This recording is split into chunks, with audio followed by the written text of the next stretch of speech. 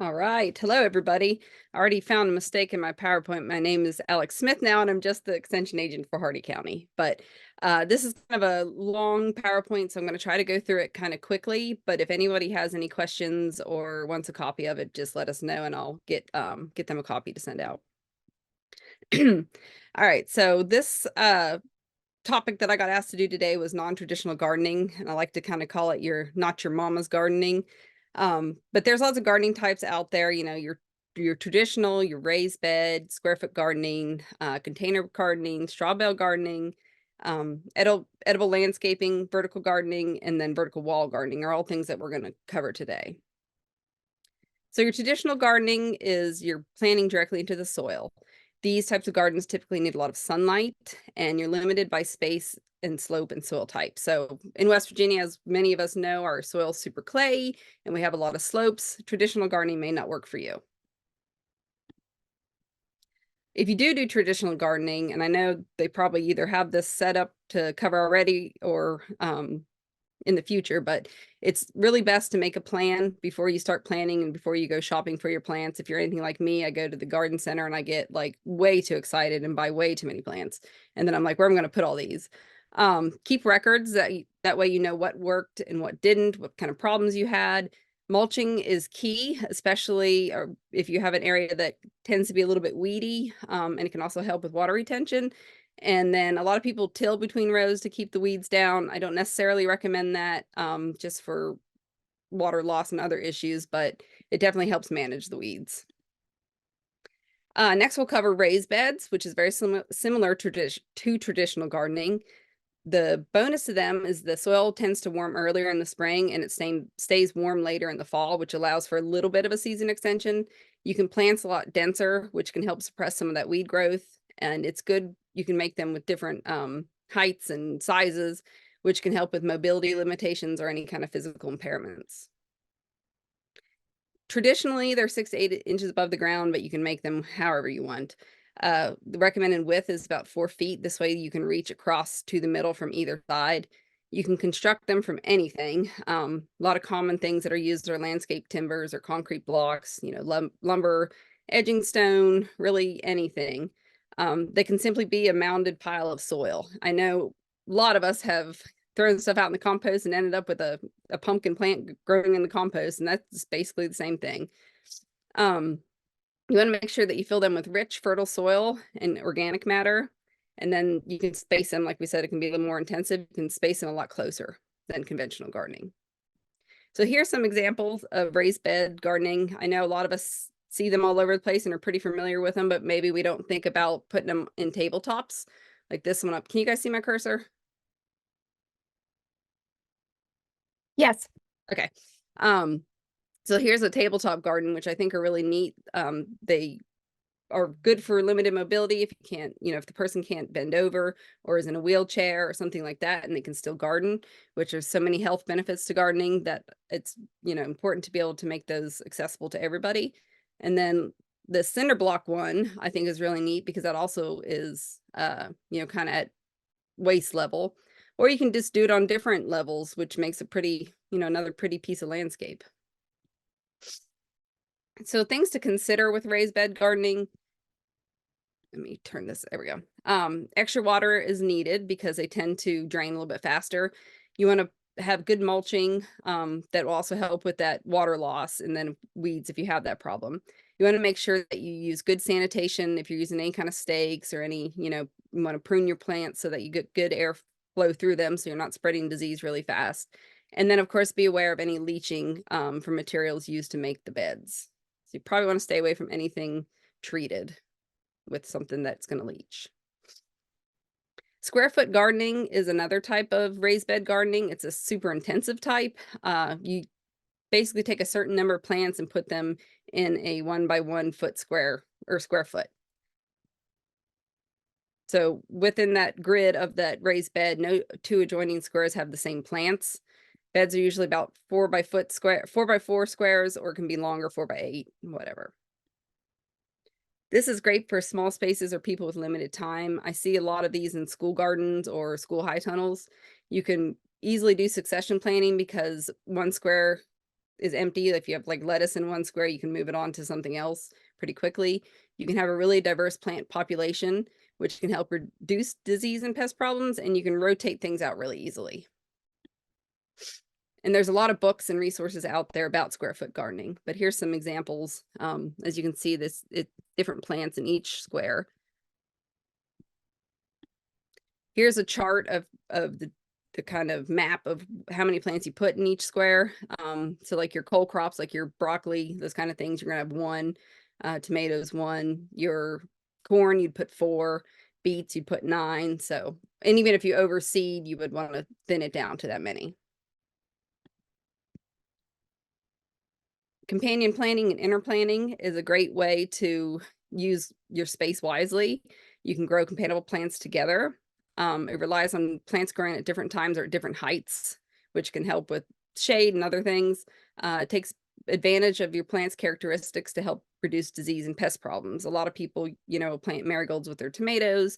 There's herbs that you can plant with different vegetable plants that help keep bugs off of them, and just different plants that you can plant together that you can utilize your space more. So here's some examples of some of those that are, chives are great to repel aphids, and they help keep black spots from roses. Beans planted with corn increases the nitrogen supply. Rosemary or sage can repel cabbage worms. Borage attracts bees for pollination and repels tomato worms. Here's just some pictures. Got your marigolds here with what I think is asparagus plants. This is a neat good use of a kind of a corner of a fenced yard. It looks like you've got your tall plants in the back and then your shorter ones up front. It also looks like it's on a raised bed. You want to plant fast growing plants around slower growing plants, can help double your crop. Use plants that have different growth habits to save space. Our classic example is our 3 sisters, our corn, beans, and squash. So this, I think, I really like this idea in this high tunnel here. You've got your lettuce up front and your tomatoes behind it. And so as the tomatoes grow, you're going to be using up your lettuce and maybe getting them out of there as it gets hotter in the summer and giving your tomatoes more space. But you basically use that same spot that you wouldn't maybe not had anything but your tomatoes in to add an extra crop. Same concept over on this one is as these cabbage or broccoli, whatever this is, gets bigger, hopefully your lettuce will have been done, and as they grow, you'll be done with the lettuce and already have that other crop harvested. Container gardenings is what we're going to talk about next, and I'm sure everybody has done this at one point in their life or is currently doing it and not even thinking about it. It's similar to raised beds. You plant directly in some kind of container. It can be any kind of container. Considerations are that it dries out a lot quicker, but the soil does heat up a lot quicker. So a lot of times if you're doing a container planting, you can do it earlier in the spring than you would get your traditional plants out in. And it's great for limited space and mobility. So if you're just picking up some containers, a lot of people use old lick tubs or something like that. You want to make sure that you make some drainage. You can drill about 4 1/4-inch holes around the bottom and then add about a 1/2 inch of gravel or like broken clay pots or something to help catch some of that water when you're watering it. Another recommendation is putting the holes kind of to the side of the bottom so that if the water's not sitting down at the bottom either, it can drain out. You want to consider the depth of your container. Most plants are going to need at least 6 to 8 inches. Of course, your root crops are going to need something a lot deeper. Here in the county, we did a project with kids where we planted potatoes in old feed sacks, and the kids loved it. And then hanging baskets are often forgotten about to grow food, which I think is a really neat way and to pretty up your porch and to also have a crop. Here's a chart, and we can get you a copy of this, of how many plants we recommend in sizes of pots. And just here's some examples. Of course, your flowers and your pots on your porch are container gardening. Here's some carrots in an old clay pot. Like here, my soil is a little clay, so I can't really grow carrots in my garden. So I can do them in pots or in window boxes, which I think is fun. This I love. I love growing vegetables in window boxes. I think this is something schools could utilize more because they might actually be able to get something harvested within the school time frame, the school year time frame, if they did this, and the kids could, you know, watch them out the window. This picture is from a rooftop garden from an apartment building in the city. Each apartment basically got a baby pool, which I think is a neat way to kind of make that gardening space. This would be difficult because you really would have to water it a lot, but I think it's a neat way to use up some of those cracked baby pools we have lying around. So if you are doing container gardening, you want to make sure that you scrub them out really good each year with about a 10% bleach solution, so you're not spreading any disease.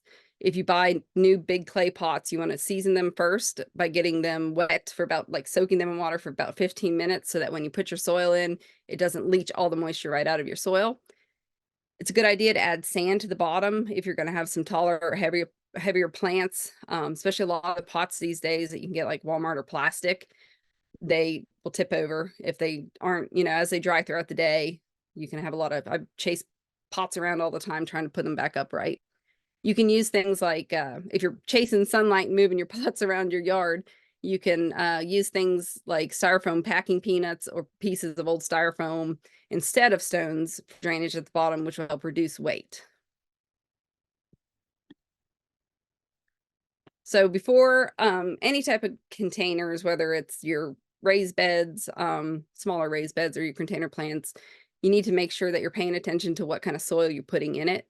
It's best to pre-moisten for your containers, best to pre-moisten it before you put it in there. And this, like we talked about, the drainage holes on the side. So with the containers, if you think about it, you know, your plants are 100% relying on you for their nutrients. And since the containers are smaller and you have a smaller soil space, a lot of times we need to make sure that we're picking the right media for our plants. So good desirable traits of the soil that you're using in there is good water and nutrient retention, because we don't want to be watering all day long every day. You want to make sure it has high porosity to ensure that there's good aeration and good root growth, so that you're not drowning all your plants and causing some fungal diseases or bacterial diseases. You want the plants to or the soil to be light and fluffy, so that you're not weighing down your pots too horribly bad, which kind of can go either way if you're having those taller plants that you don't want to keep falling over. And then if you're using like a compost or fill dirt from somewhere, you want to make sure that it's free of weeds, diseases, and other pathogens. Garden soil is not the best option for filling containers because, like we said, those plants are really relying on you for their nutrients, and they're going to be consuming it probably in that small space. It needs to be more concentrated than they may have in a garden. So when you're making your mix, don't use peat moss. It tends to be a little too acidic and it does not retain water very well. There's a lot of soilless grain mixes that contain blends of sphagnum moss, perlite, and vermiculite. And those are like your Miracle-Gro potting soils that you'll find at Walmart. If you want to make your own, there's a lot of different mixes out there that you can make yourself. Like you can get a commercial container mix or a self-watering container mix. And like that self-watering container mix usually has those little beads in it that kind of help retain water. And then as it dries out, that releases the water. Here are 3 recipes for like an organic blend or a standard blend, or if you are using organic soil, how to mix that up. So like, for example, if you're wanting to harvest some of your soil to put into containers, you want to mix it with about 25% sand and 50% compost. And your sand will help with the drainage.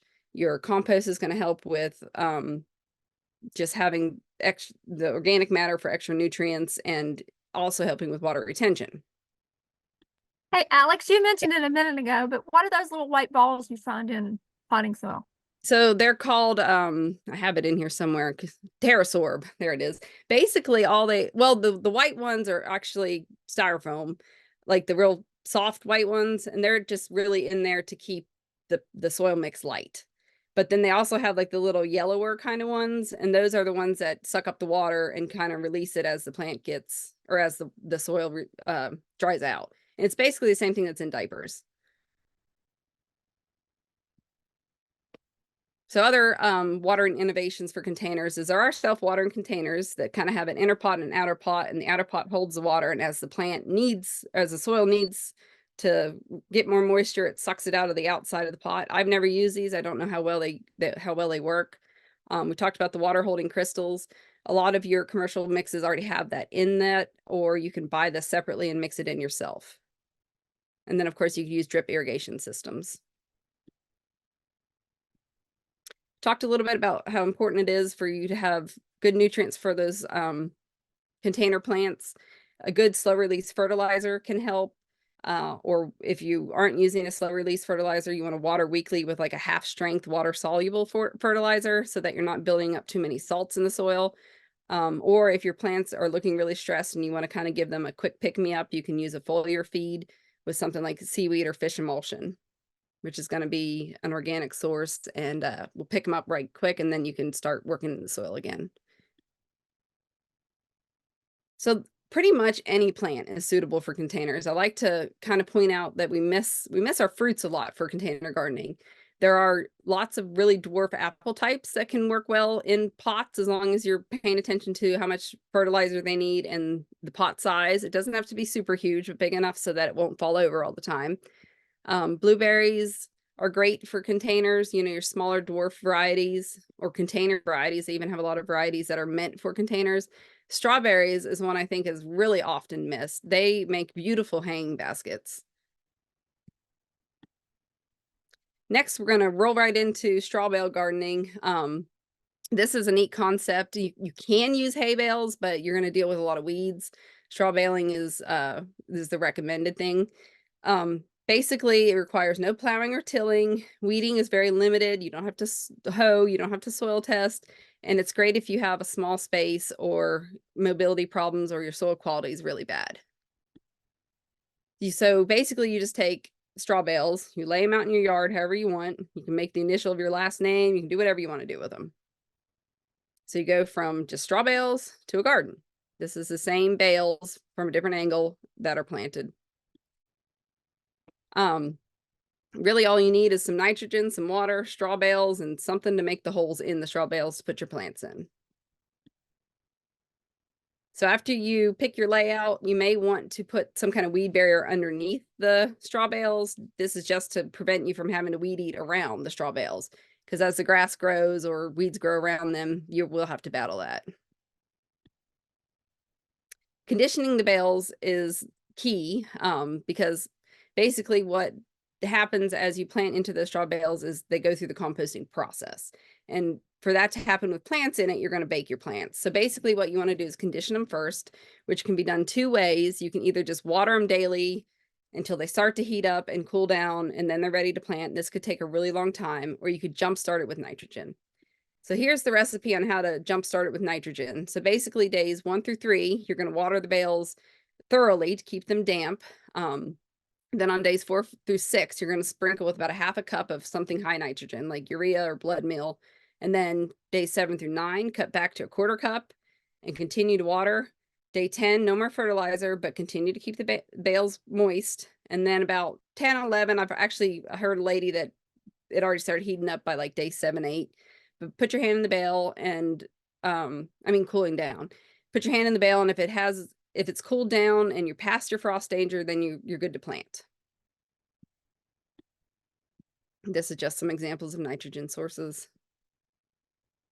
They will typically grow some kind of mushroom, and that's fine. Just knock them off. Just don't eat them. So really you can grow anything in the bales that you could grow somewhere else. Root vegetables can be a little tricky. Sometimes if your bales will last from season to season, your second year bales, you can usually plant your root crops and they'll do okay. The first year they're a little too tight to make very nice root crops, nice potatoes or carrots. You want to make sure that you space your plant outs because they will fill out your bales really quickly. So unlike your raised beds where you're putting really close, your straw bales you're putting a little bit further apart. Stake your tomatoes. Make sure they have really long stakes that go the whole way through the bale. That way it's not getting too top heavy and falling over. The lady who those pictures were from, she had used cages the first time, and she said that just didn't really work, that she would recommend stakes. Here's just kind of a example of a list of how many plants per bale. So like 2 to 3 tomatoes, or 4 to 6 cucumber plants.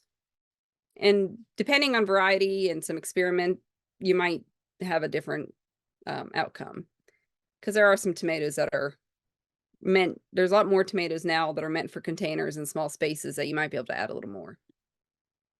This is just kind of a montage of pictures of this was one of my master gardeners back in the county I used to work that took all these pictures and did this experiment for me. It was really neat. And she had some mobility issues, and this really helped her to be able to still garden without having to bend over too much. And she could take her chair out there and harvest beans, and it really made her quality of life for gardening better. Alex, there's a question about herbicides that might be in the straw bales. Yes, if you definitely want to check with your producer that you got it from, if they're using any kind of long-term herbicide in their pastures that made that straw, then you will have issues with it the next year. It takes several years for a lot of that to compost out completely. So as long as they're not using anything like that, you'll be okay. Okay, and there was one previous question about if you're planting fruit trees and bushes in containers, will they weather outside, or whether they will be okay wintering outside? I'm sorry. Yes, yep, they will, as long as they are of a variety that can withstand our winters. They will.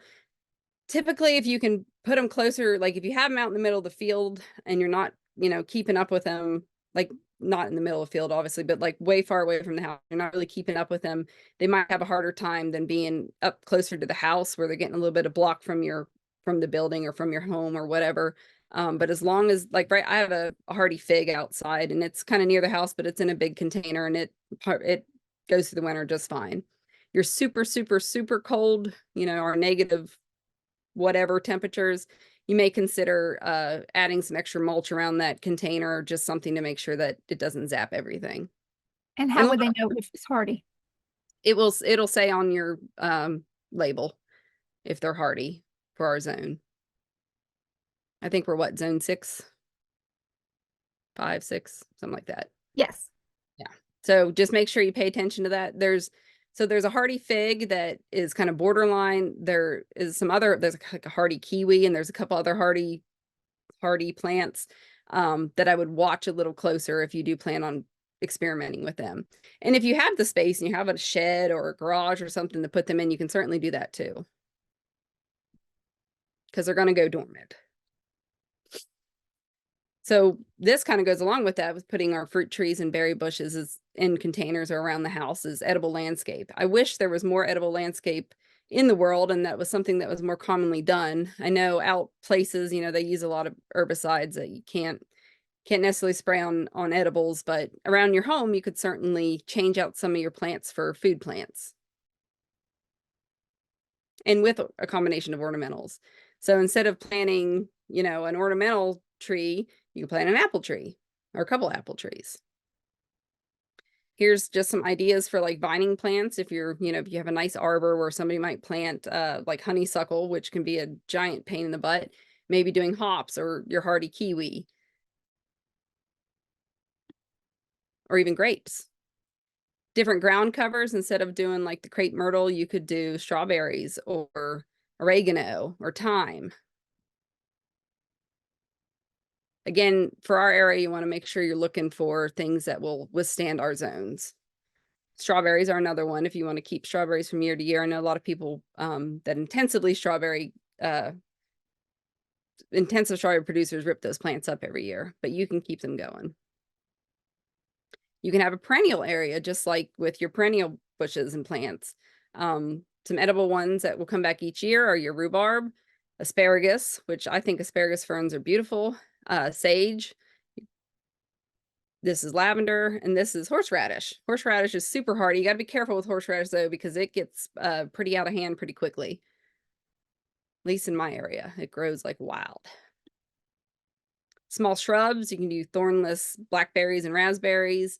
There's a lot of blueberry bushes out there that stay on the smaller side. Just make sure you check out that label for ones that aren't getting to the 4 to 5 foot range, staying in that 3 to 4 or 2 to 3 foot range. But there's a lot of different, and they're pretty. They get beautiful in the spring and in the fall. And you can plant blueberries to be able to harvest at different time frames too. There's a lot of blueberry options out there. How am I doing on time, Jody? You're okay. You're at 26 seconds. All right, good. So other options are vertical gardening or vertical wall gardening, which we'll talk a little bit at the very end. But vertical gardening is just growing plants up. So it puts the plants at eye level. It's another great one for mobility issues.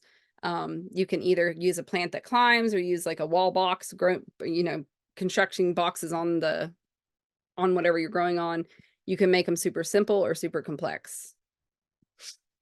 You can use like trellises or arches. Some areas you might be able to plant something year round. A lot of your ornamentals, of course, will do well, like roses, but there's also a lot of vegetables that do well, like cucumbers and a lot of your squashes. You can even do tomatoes growing up. A lot of high tunnels do tomatoes growing way up and then wrapping around, but you're going to have to tie those, whereas like cucumbers are natural climbers. You want to be careful not to plant super sun-loving plants next to the vertical plants because they will cast a lot of shade. And since you're in a smaller space, the soil will dry out quickly. So you want to water frequently. So before you decide that you're going to do a vertical garden, you want to make sure that you have a really supported wall that's anchored well or supported structure. If you're buying a trellis or making a trellis, make sure it's staked really good or staked to something that's going to keep it nice and strong. It always surprises me driving around seeing morning glories growing on the sides of houses and just ripping gutters down. You wouldn't think a plant that is so delicate when you touch could do something so damaging. Make sure that you leave space for air movement. And then like we said earlier, just make sure that they're can withstand a heavy plant. This is another just kind of going over the same thing. Just things with trendles can do well. And then other ones you have to tie. Make sure your plants stay where you want them. I absolutely hate morning glories. They around here are a major pest in our hay fields and everywhere. And so I would never recommend growing them. But anything you want to make that grows quickly, you want to make sure it stays where you put it. You can do squashes and like cucumbers and things, but make sure it's a variety that kind of stays on the smaller side because gravity is going to take over and those are going to fall to the ground. Although I've seen pumpkins going upwards, kind of your small pie pumpkins, not your big jack-o'-lanterns. So this is a cucumber trellis that they grew the cucumbers up and that would be easy just being able to pluck your cucumbers right up from over your head. Orchids we can't do here, but if you go down to like Florida or something, a lot of people grow orchids just right on the side of their, stone walls. This is morning glory getting over, it's probably morning glory, whatever it is, it's a pest. It's probably some kind of parasitic plant. This is morning glory tearing down a gutter. Roses are nice, those climbing roses. You just got to make sure that they're not tearing up the walls or anything that they're climbing on. Here's a neat idea of just, making some planter boxes and fastening it to a wall. I actually saw it was a recycled garden. It was really neat. And they took old tin cans and basically made a wall. And then each tin can was like a little pot. It was out of school. It was really neat. And the kids planted different things in the little tin, like this big tin cans.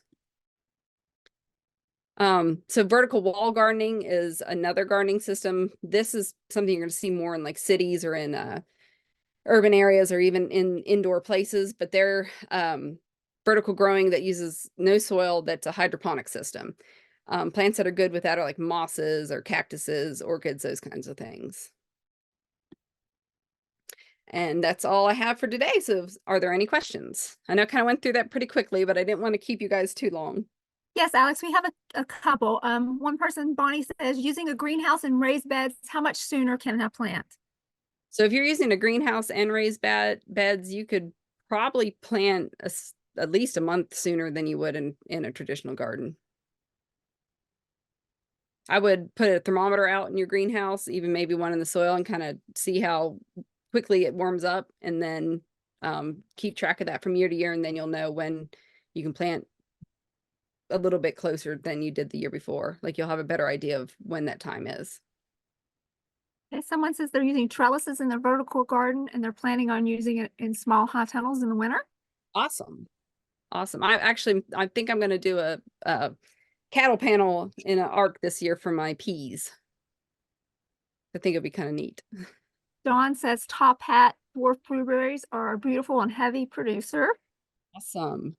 And then Carissa wants an explanation of trap crop plants, and I put a fact sheet in there. She said she's been told that Nordstrom is a good crop to plant, but does she need to keep it away from her other plants further away? So that is kind of like the catch-22 with those trap crops. So just like I always use, you know, those Japanese beetle bags that they sell to catch Japanese beetles, they're going to also attract the Japanese beetles. So you got to consider, if you already have the pest in that area, and you know it's there, and you put the trap crop, then you're not necessarily attracting more of that pest. But if you maybe are doing it as a preventative, or, you know, prophylactic for not getting that pest over there, you might want to put them a little further away. And actually, some of your vegetable crops are already trap crops. One example is turnips and radishes, and also some types of tomatoes, like cherry tomatoes, will actually draw squash vine borers out. So, like I said, I did put one fact sheet in there, but like Alex said, they can be kind of a catch-21, catch-22. Let me see if there's any more. Somebody says, thank you for the amazing training and gardening ideas. Keely has posted the survey. Alex, do you have a code word to give them? Okay. So my code word is goat. It has nothing to do with gardens, except for the fact that if a goat gets in your garden, you're going to be a very mad person. But I picked that because I love goats. Does anybody else have questions?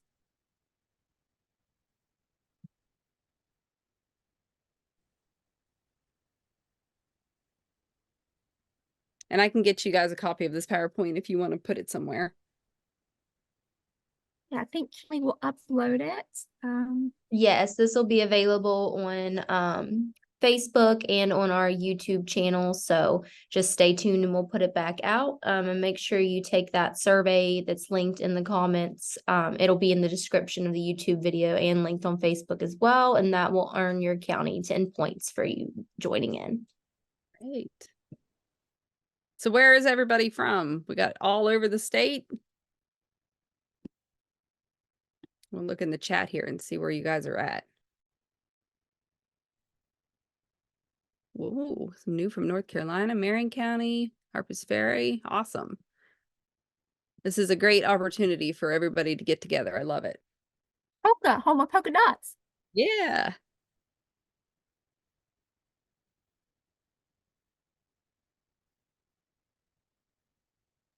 Okay, I saw that someone said the survey isn't updated, so we will take care of that and just be sure to tune back in on our Facebook when we post it. And we'll be sure to have that updated. Laura, they could probably just pick a different subject for right now, right? And we could move it over. I'm not sure if she's still on here or not. Yeah, maybe just pick a different subject if you are taking it right now, and then we'll move that over for you. Okay, and I do see that Jean was able to take it, so you'll get your points that way. But I would suggest just we'll update it and then send the link out. Oh, So that- someone just direct messaged me and said they think it is updated and just has yesterday's date. So maybe just look for this subject when you click to take the survey. I see a comment on clover yards. I love that. That is a great pollinator and beautiful for like clover lawn instead of your traditional grasses. Nitrogen fixer too. Yeah. It's a win-win-win. And we didn't talk much about pollinator plants, and that's definitely one to very much consider when you know, planting landscapes or anything around your yard. Oh, Wyoming County.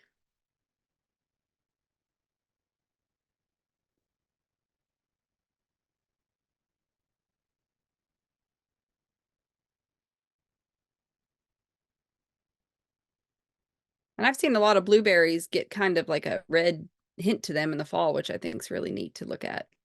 Rather than what's that ornamental, the fire bush or whatever. You can plant the blueberries instead of it. What's the real name of the fire bush? Anybody remember? I'm not much an ornamental person. Burning bush? Is it burning bush? Yeah, that makes more sense than fire bush. Hands in the soil, take away my toil. I love it. There are a lot of health benefits to gardening.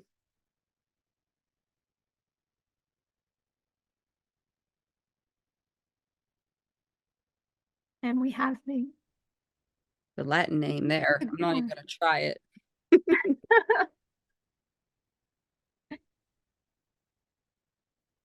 How are snakes around the straw bales?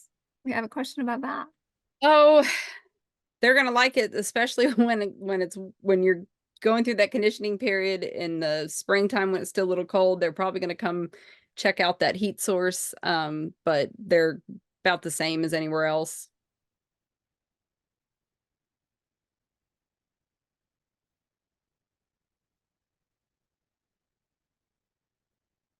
Right. My husband is the one in our house afraid of snakes. I've heard him scream and run like a little girl seeing a snake, and I'm like, what is wrong with you? He does that with my bees too. All right, Alex, thank you so much.